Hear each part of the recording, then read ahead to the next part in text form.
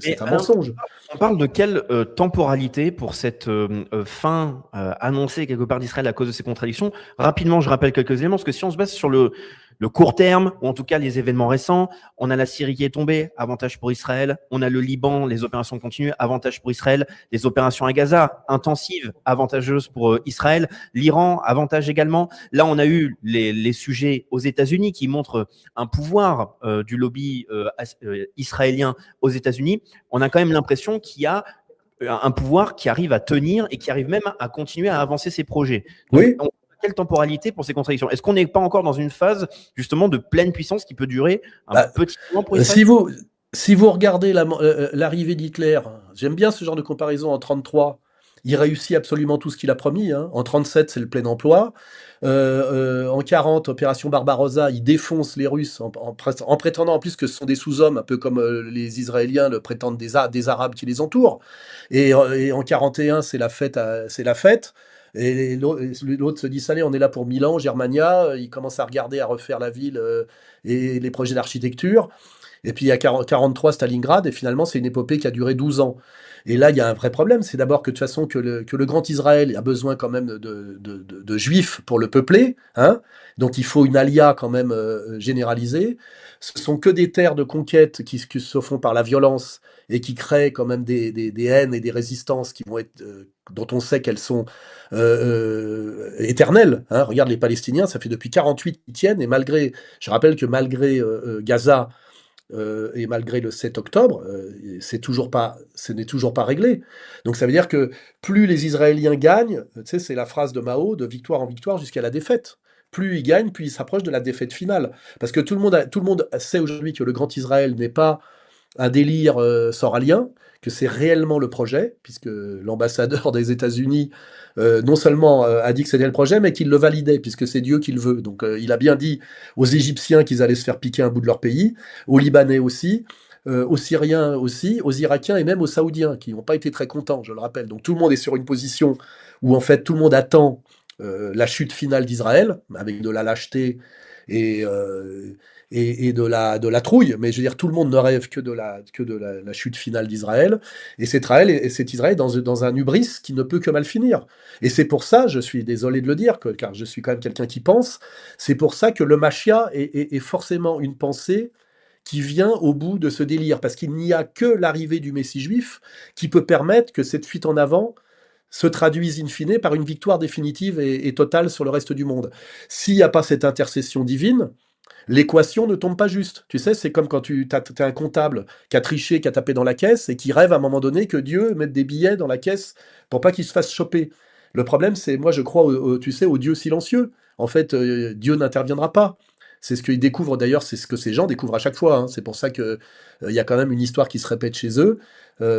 Et pourquoi ils sont éminemment dangereux? C'est que leur projet n'est viable par rapport à leur but que si le Machia arrive. Et c'est pour ça qu'ils disent il arrive, il arrive, il arrive demain. Parce que s'il ne vient pas, c'est comme dans les films de John Ford, quand la cavalerie n'arrive pas pour sauver, tu sais, les types en bleu qui sont dans le fort en bois, entourés d'Indiens. Tu vois, si la cavalerie n'arrive pas à la fin du film avec ils vont tous crever. Tu vois, c'est Custer, tu vois. Et malheureusement, c'est ça le drame. C'est ça le drame, c'est que ces gens-là sont obligés de basculer dans la folie religieuse pour continuer à avancer chaque jour un peu plus. Et c'est ce qu'on constate historiquement. Ils sont de plus en plus belliqueux, de plus en plus religieux, et leur succession de victoires, qui est quand même due au fait qu'ils tiennent l'Amérique, et puis qui sont face à des pays qui sont des pays divisés, parce que ce sont des faux États-nations avec des minorités religieuses faciles à manipuler, etc. Il ne faut pas oublier que ces pays, que ce soit la Syrie, l'Irak, etc., sont des pays qui sont nés des découpages de l'impérialisme anglo-français et qui n'avaient pas la solidité de ce qu'est un vrai pays historique, qui est en général une unité ethnique et une unité religieuse. Hein. C'est des pays qu'il est facile de déstabiliser, comme d'ailleurs les sionistes, maîtrisant très bien tout ce qui est du régné par la division, savaient très bien qui agité en Iran comme minorité hostile, avec les Kurdes, certains Azéris, etc. Hein, voilà. Donc on était face à des pays assez faciles à détruire, du fait que c'est des pays qui sont des nations un peu artificielles, nées d'un découpage colonial qui ne correspond pas à leur profonde histoire. hein. Et donc ça fait des victoires un peu faciles. Et là, les types se disent, c'est bon. D'ailleurs, on savait très bien que dans ce projet de destruction de tous ces pays pour le Grand Israël, le gros morceau et le dernier morceau, c'était l'Iran. C'était écrit, parce que c'est 90 millions d'habitants, une Perse millénaire, un pays de montagne, un fort taux d'ingénieurs capables de produire de l'armement de haute qualité, etc. Et puis des alliances solides, continentales, notamment avec la Chine et avec la Russie. Et c'est souvent sur le dernier gros morceau qu'on se casse la gueule. Regardez, si vous prenez Hitler, pareil, battre la France, c'était pas très dur. Traverser la Belgique, c'était facile. Soumettre la Hollande a été assez facile. Et ils se sont cassés les dents sur le gros morceau qui était la Russie éternelle. Et là, il risque de se passer à peu près la même chose. Le problème, c'est que tout ce qui va se passer avant que ça finisse comme ça. Parce que de savoir que ça va finir comme ça, d'ailleurs qu'on soit laïque et qu'on réfléchisse en termes de réalité matérielle, ou qu'on soit religieux, on sait, moi je suis quand même élevé dans le christianisme authentique, pas le judéo-christianisme sioniste qui est un bricolage théologique dû à des puissances d'argent. Je sais très bien que même si l'antéchrist gagne momentanément, il finit par perdre, et qui finit par perdre, vaincu par le Christ. Et les armées du Christ qui sont des alliances, hein, je le rappelle, il suffit d'étudier la théologie, où d'ailleurs converge la théologie chrétienne authentique et la théologie musulmane, et que donc de toute façon, à la fin, ils l'ont in the baba. Le problème, c'est les dégâts que ça va causer avant d'arriver à cette défaite finale. Pareil, on peut faire la comparaison avec l'épopée hitlérienne. Je crois que De Gaulle, qui était tout sauf un con, qui est peut-être pas un grand militaire, mais qui est un grand politique, a dit en 1939, quand il a compris que l'Allemagne attaquerait la Russie pour des raisons presque métaphysiques, hein, parce qu'il se serait contenté de maintenir les accords Ribbentrop, comment c'était les accords déjà, enfin les accords russo-allemands, Molotov-Ribbentrop, merci. Peut-être qu'ils auraient pu se partager le monde. Mais je crois que De Gaulle dit dès 1939, quand il sait qu'Hitler va aller au bout, il dit l'Allemagne a déjà perdu. Ce n'est qu'une question de temps. Et il part à Londres et il se dit si je la joue fine, je reviens en vainqueur. C'est un grand politique, avec une prise de risque, mais c'est intelligent. Et là, c'est pareil. On sait déjà, à mon avis, qu'il est possible qu'Israël disparaisse. Il y a des tas de gens qui le souhaitent. De toute façon, c'est un pays invivable. Le problème, c'est qu'est-ce que ça va coûter au monde, cette disparition, avec des gens qui ont quand même la doctrine Samson, qui ont la mythologie de Masada. Rien n'existe jamais, hein, c'est toujours de la mythologie, mais quand même, c'est de la mythologie qui pousse à l'extrémisme. Et c'est ça le problème, c'est qu'est-ce que va coûter au monde la folie israélienne, c'est ça. Qui finira, c'est sûr. Il y aura un jour, on sera dans le monde post-sioniste. Et je vous garantis, quand on s'intéresse aux passeports qui sont distribués en ce moment et aux transferts de capitaux, intéressez-vous à ces deux données. Il y a beaucoup, beaucoup d'élites sionistes aujourd'hui, soi-disant, qui sont en train de se rabattre vers l'Argentine, vers la Patagonie, qui ont acheté des terres très importantes en Australie, en Nouvelle-Zélande, là où des régions qui ne seront pas impactées par les vents radioactifs. Donc il y a des gens qui sont en train de se dire que peut-être qu'à un moment donné, ils vont tout faire péter, mais qu'en faisant tout péter, ils sauront quand même où aller, je parle des élites, où elles pourront aller se carapater. Et une fois de plus, je le dis de façon prophétique, exactement comme il y a les Bronfman qui étaient au Canada, ont spéculé pour avoir l'Israël de 48 sur la souffrance des Juifs d'Europe centrale qui ne comprenaient pas très bien ce qu'on leur reprochait parce qu'ils vivaient souvent au Moyen-Âge dans des shtetls.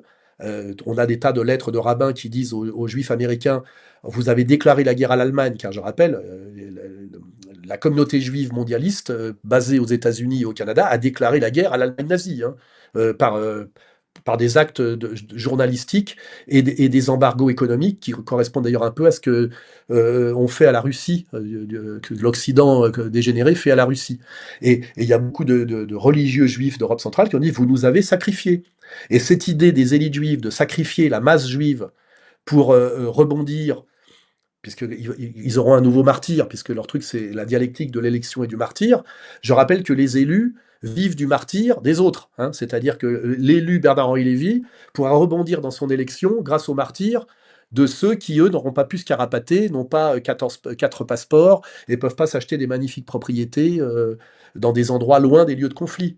Et malheureusement, C'est souvent ce que j'explique. J'ai dit, Marx comment dirais-je, expliqué la lutte des classes à tous les pays. Les seuls qui n'ont pas compris la lutte des classes, c'est les juifs. Ils n'ont pas compris que la lutte des classes existait aussi chez eux. C'est-à-dire que leurs pires ennemis, c'était pas le goy par l'antisémitisme, c'est le pire ennemi du juif de base, c'est le juif d'élite. Parce que lui, il est l'hyperclasse. Il est au-dessus de. Alors que les autres sont au milieu de. Vous voyez? Et ceux qui vont morfler, c'est ceux qui sont au milieu de. Voilà. Et voilà, j'ai essayé d'expliquer ça depuis des années et des années. Ça, malheureusement, cette chantage à l'antisémitisme qui s'opère à l'extérieur, le rayon paralysant, s'opère aussi à l'intérieur de la communauté.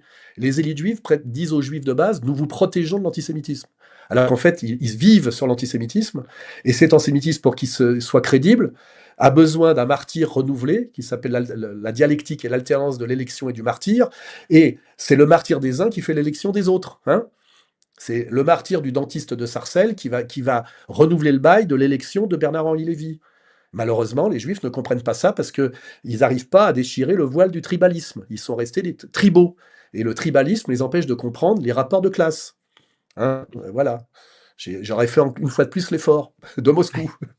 Alors, il y a plein d'éléments. Alain, j'aimerais continuer sur ce sujet israélien pour faire l'avocat du diable.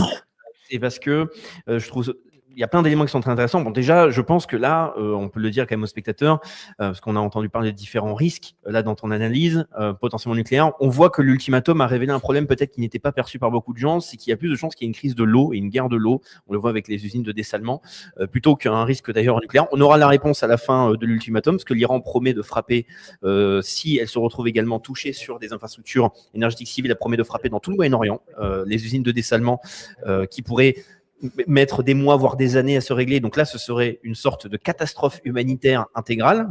Mais donc, c'est pas ce que l'on souhaite, mais bref. Pour faire l'avocat du diable, Alain.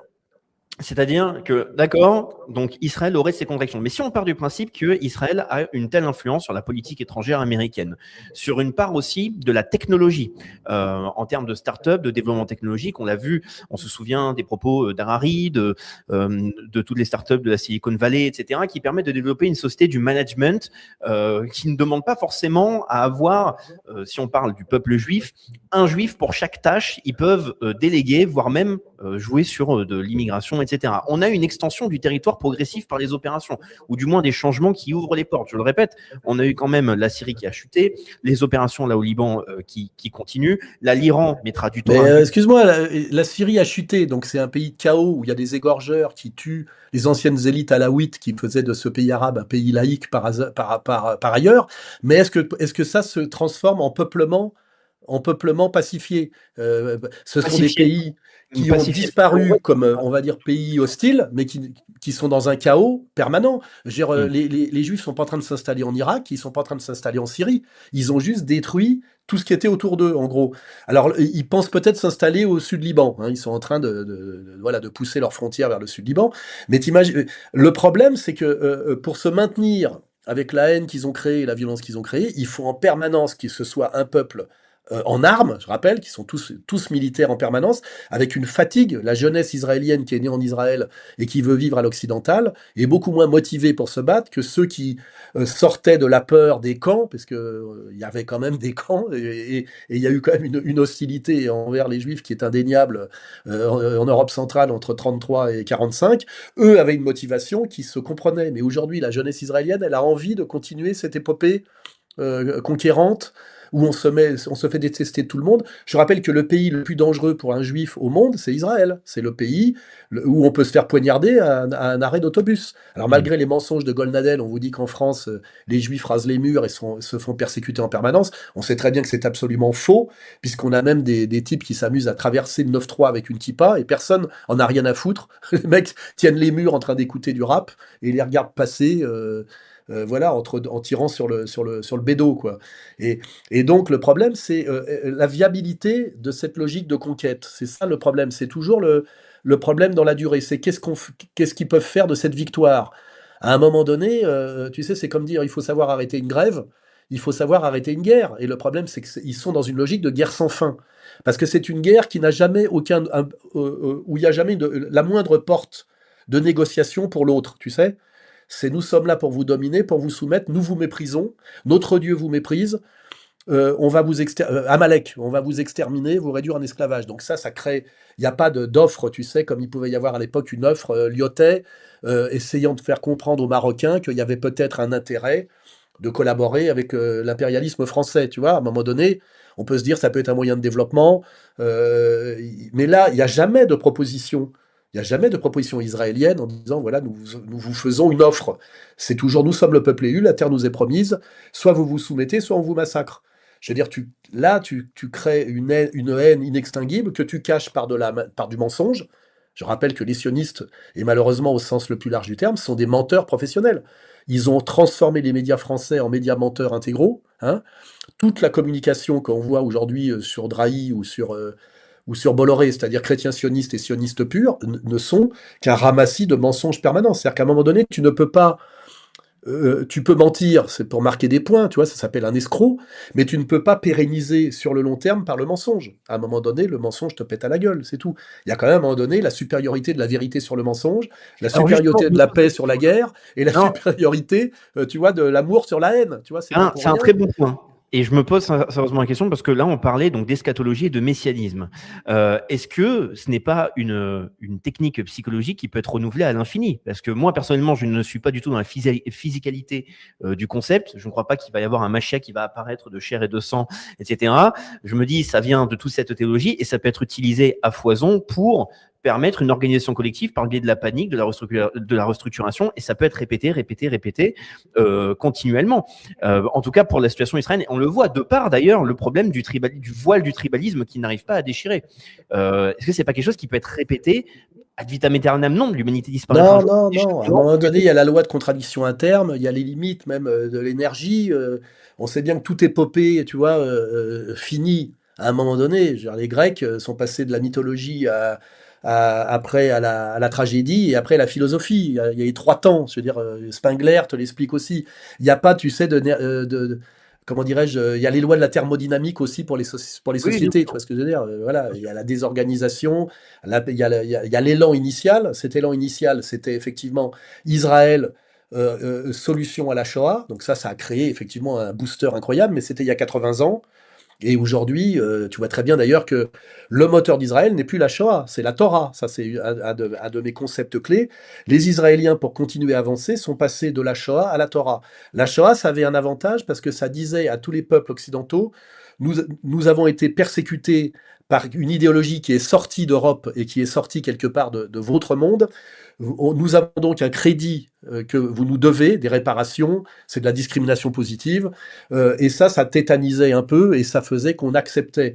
Aujourd'hui, par le sort qu'ils font subir aux Gazaouis, ils ne peuvent plus se réclamer de la Shoah parce qu'on voit très bien que la Shoah, qui est la prime aux souffrants, amène ces mêmes occidentaux, l'élevés dans l'antiracisme, etc., à être comment dirais-je, en harmonie et en sympathie pour la souffrance des Palestiniens. C'est pour ça que là, ils sont passés de la justification d'Israël par la Shoah à la justification d'Israël par la Torah. C'est-à-dire, Dieu nous a promis le grand Israël, car nous sommes le peuple élu. Notre Dieu est un Dieu vengeur. Il faut lire l'Ancien Testament. Hein, ça assassine en permanence, ça tue les femmes, les enfants, les animaux, etc. Et dès lors qu'ils règnent par la Torah, ils sont eux-mêmes en train de sortir de la séquence Shoah, c'est-à-dire de la séquence compassionnelle, tu vois. Et ils sont en train de se montrer comme les nouveaux nazis. Je veux dire, Et, et enfin, tu ils vois vont très d'ailleurs. bien que les compassionnels français qui ont été élevés dans la compassion, ça s'appelle le gauchisme, hein, la compassion laïque, c'est LFI. Et tu vois bien que LFI aujourd'hui est passé de la lutte contre les méchants antisémites qu'on soupçonnait d'être des nostalgiques du nazisme, et ils avaient affublé de ce qualificatif Jean-Marie Le Pen et le Front National. Et tu vois bien qu'aujourd'hui, dans cette même logique compassionnelle, ils sont devenus hyper pro-palestiniens, hyper anti-israéliens, et qu'aujourd'hui, les sionistes sont obligés d'aller se rabattre sur finalement le vieux parti d'extrême droite qui renoue avec sa tradition d'extrême droite, qui s'appelle le RN.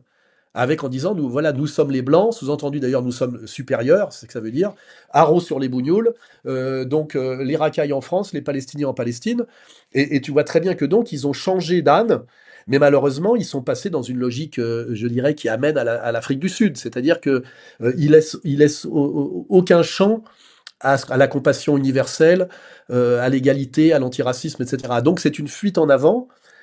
qui ne peut pas marcher parce que le reste du monde ne va pas d'un seul coup se prosterner devant le suprémacisme juif. Alors, Alors justement, peut-être que les Indiens, avec leur vision de caste, peuvent se dire finalement, les brahmanes peuvent se sentir en harmonie.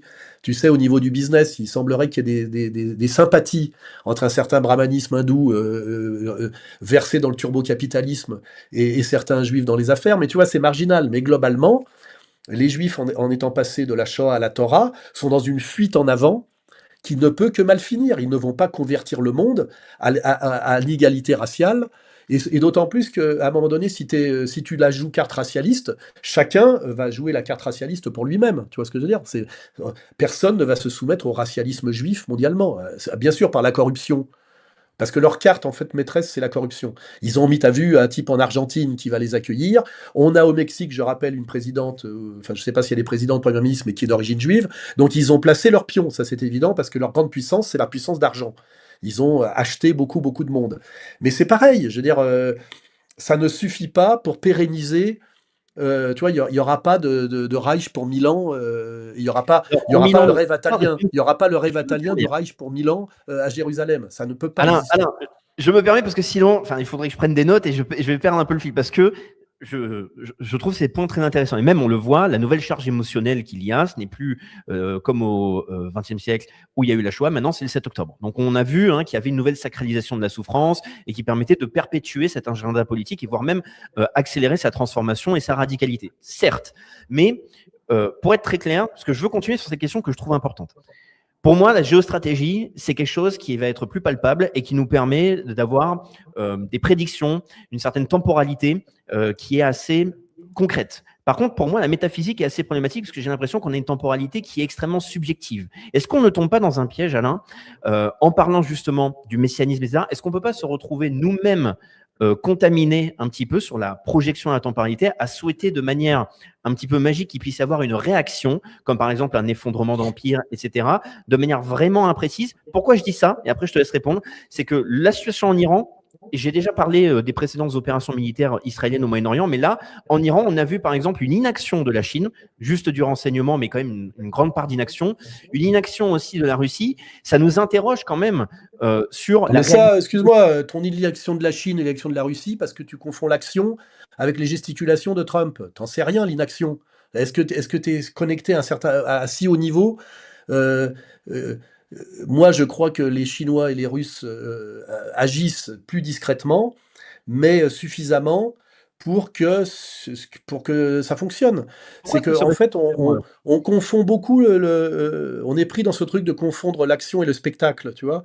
Moi, je crois que la temporalité et la manière de comprendre le monde de Trump et de Xi Jinping n'est pas la même que cette vision spectaculaire occidentale. Donc évidemment, quand on compare le cirque que fait Trump à l'absence de cirque de Xi Jinping et de Poutine, on a l'impression que la Chine et la Russie ne font rien. Mais moi, je ne crois pas qu'ils ne font rien. Je crois qu'ils font plus discrètement, moins spectaculairement, mais qu'ils jouent sur la durée. Et en fait, on voit très bien que plus cette guerre dure, d'abord, si Trump y allait, c'est qu'on l'avait persuadé que ça allait durer 3 4 jours et qu'il allait sortir en vainqueur après Maduro, l'Iran, et que là, c'était effectivement, les Américains auraient applaudi comme ils applaudissent à une victoire au football américain. Ça n'aurait pas coûté trop cher parce qu'on leur avait vendu que le régime iranien était terriblement affaibli, puisqu'il y avait déjà eu toute une série de travail en profondeur, et puis que surtout, avec cette vision très biblique, que tu tues les leaders et que tu tues l'esprit. En réalité, c'est comme de croire qu'en tuant les chefs du Hamas, tu vas tuer la colère et l'insoumission radicale de la jeunesse palestinienne, tu vois. C'est bon, il faudra tous les tuer. À un moment donné, si tu veux tuer la cause palestinienne, il faut tous les tuer. Ou alors tous les chasser de l'autre côté du monde, tu vois. Mais ça, c'est très biblique. C'est de dire tu tues. Parce que ça avait un sens dans le monde traditionnel, où si tu tues le chef de guerre ou le roi qui avance au milieu de ses armées, le fait qu'il ait réussi à être tué alors qu'il est au milieu de ses armées mais très protégé, veut dire que le destin, c'est-à-dire le fatum, c'est-à-dire les dieux, ont choisi leur vainqueur. Et ça, malheureusement, ces juifs qui sont un peu biblistes, parce que ça leur permet justement de tricher sur les calculs, pensent que tu tues les 3-4 représentants majeurs du Hezbollah, le Hezbollah est fini. Tu tues les 3-4 leaders charismatiques de Hamas, c'est fini. Et là, ils ont cru, en gros, ils ont fait croire que l'Iran allait s'effondrer en réalité. Et Trump, qui a peut-être pas une énorme culture comme les Américains, il fallait demander aux Anglais et aux Français, tu vois, parce que nous, on a cette culture qui est liée de notre colonialisme, et d'autant plus les Français, parce que nous, on est des colonisateurs qui nous intéressons aux cultures de ceux que nous colonisons, ce qui n'est pas tout à fait le cas des Anglais, tu vois. Et il aurait fallu se renseigner un peu mieux, et cette guerre est une catastrophe pour Trump, et il le dit d'ailleurs, il le fait savoir, les Israéliens m'ont menti, je me suis fait rouler dans la farine. Ces généraux qui l'avaient prévenu, lui disent, on vous avait prévenu que ça allait mal se passer. Mal se passer, ça veut dire que ça dure. Si ça dure, c'est que ça se passe mal, et ça a déjà trop duré. Alors Oui. évidemment, l'idée, c'est bientôt l'Iran va être à bout de souffle. Ils peuvent plus, ils peuvent plus. Et puis là, on voit qu'ils se sont fait bombarder des zones stratégiques très importantes, notamment d'ailleurs atomiques, ce qui est contre le droit international, parce que il y a un risque de, tu sais, de radioactivité. Donc déjà, les Américains se permettent, comment dirais-je, de faire de la piraterie, de ne pas respecter les droits de la guerre, mais on voit immédiatement que les Iraniens étaient capables de taper le Dimona, tu vois, qui est quand même des symboles très forts, tu vois. C'est-à-dire que, excuse-moi si je veux faire un peu d'ironie, c'est comme les gens qui pensaient que la guerre d'Ukraine serait gagnée très vite par les Russes. Et il la gagne, mais ça met des années et des années, c'est beaucoup plus lent que prévu. Et là, la différence, c'est quand tu regardes la relation Ukraine-Russie, le temps joue pour la Russie. Il suffit de regarder la capacité de production militaire, la réserve de population de mâles en âge de se battre, et puis aussi comment dirais-je, les alliances, entre guillemets, hein. Et là, c'est dans l'autre sens, quand tu regardes l'Amérique, les acteurs, les alliances, la profondeur stratégique, la capacité de production, etc., etc., le temps joue contre la coalition israélo-américaine, c'est à peu près sûr. Et puis ça le joue d'ailleurs sur le plan économique et sur le plan politique. Je veux dire, Trump va perdre le pouvoir à cause de cette guerre qu'il n'arrive pas à gagner assez vite, et derrière, ceux qui vont arriver derrière vont dire on va arrêter. Et si d'ailleurs ils n'arrêtent pas, on dira encore plus, c'est les Israéliens qui empêchent que ça s'arrête. C'est donc voilà, ils sont dans un bourbier. Et je crois effectivement que pour l'instant, la stratégie par rapport à un bourbier, c'est le mensonge médiatique qui masque les choses. On le sait très bien, hein, à un moment donné, quand la première victime de la guerre, c'est la vérité, on le sait très bien. Donc ils ont les médias occidentaux sous contrôle, on le sait très bien, il suffit de regarder qui contrôle les médias sociaux, ont une grande capacité de mensonge. Par la corruption, effectivement, ils achètent les gens, mais le mensonge recouvre quand même une réalité, ça ne la remplace pas. Donc ils ont une grande capacité de mensonge, et voilà, pour l'instant, eh bien, ils jouent là-dessus. Et effectivement, ils espèrent peut-être que le Machia va venir, c'est encore autre chose. Et puis, ils espèrent aussi peut-être que l'Iran va finir par s'effondrer. Mais il semblerait que les experts sérieux disent que les Iraniens se préparent depuis 40 ans à cet affrontement final, et se sont organisés de manière à pouvoir tenir. Et n'oublions pas que si à un moment donné l'Amérique se retire de ce jeu, le rapport direct Israël-Iran, alors là, est totalement défavorable à Israël, hein. Totalement défavorable. C'est-à-dire que c'est d'ailleurs la grande peur des Israéliens depuis un moment, c'est de savoir qu'à un moment donné, ils risquent de perdre la soumission américaine, qui de toute façon, ils avaient programmé que ça finirait par leur échapper relativement. Et c'est pour ça qu'ils avaient besoin de faire le Grand Israël, c'est pour ça qu'ils avaient besoin de devenir le carrefour où se vend l'énergie. Ils avaient effectivement un plan relativement cohérent, qui est que Israël n'est viable que s'il grandit, ça c'est certain. Israël, dans sa taille actuelle, ça je le concède aux sionistes, n'est pas plus vivable que l'Allemagne, qui avait un problème d'espace vital, compte tenu de sa population, de sa capacité de production, et de la réalité de la géopolitique continentale à un moment donné, à partir voilà, de Guillaume, de l'empereur Guillaume, quoi. C'était évident. C'est pas une folie, l'idée de l'espace vital. C'est qu'à un moment donné, tu as une montée en puissance qui demande à pouvoir s'exprimer. Et effectivement, il faut pousser les frontières. Et d'ailleurs, quand tu veux pousser les frontières, tu inventes une théorie d'inégalité raciale. Tu dis les Slaves sont des sous-hommes, ça justifie effectivement de pousser les frontières. Parce que si tu dis ce sont nos égaux, ça marche pas. C'est pour ça que tu vois, tu peux toujours articuler des causes matérielles et des productions idéologiques nécessaires, tu vois. Et là, c'est pareil, pour que Israël devienne le grand Israël, il faut justifier que Dieu leur a donné la terre promise, et que cette terre promise, c'est bien plus que la Palestine sacrée. Hein. Et puis après, effectivement, il faut pouvoir pousser les murs, et pour ça, il faut l'aide de l'armée américaine, une soumission de l'Amérique. Alors effectivement, la première guerre d'Irak, ça se fait, mais les moyens baissent, la légitimité baisse, les colères montent. Et aujourd'hui, on voit bien que si on réfléchit à la première et deuxième guerre d'Irak, l'Amérique n'a plus les mêmes moyens qu'elle avait à l'époque de la guerre d'Irak, quoi. Et ça, je dis, le temps joue contre la coalition américano-israélienne, et si quand on voit le travail des types comme Nick Fuentes pour bien faire comprendre au peuple américain qu'ils sont en train de mourir pour Israël et que Israël n'en a rien à foutre d'eux, parce qu'en plus, ils sont en train de mourir pour des gens qui les méprisent. Hein, il ne faut pas oublier. C'est-à-dire que l'Israélien a ce problème, c'est le problème du peuple élu, c'est qu'il ne cache jamais son mépris pour les gens qu'il met au tapin. C'est-à-dire que, et aussi quand on a une longue culture historique, ceux qui se mettent à son service ne sont jamais récompensés. Ils sont punis comme les autres et liquidés comme les autres, froidement. Rappelons-nous de Folke Bernadotte, hein, et rappelons-nous de comment ont été traités les Anglais malgré la déclaration Balfour. Hein. Ils se font buter à la fin. C'est-à-dire que je ne vais pas dire les suprémacistes juifs, je vais dire les Israéliens, parce que dès qu'il y a le mot juif, il y a les algorithmes qui clignotent dans tous les sens.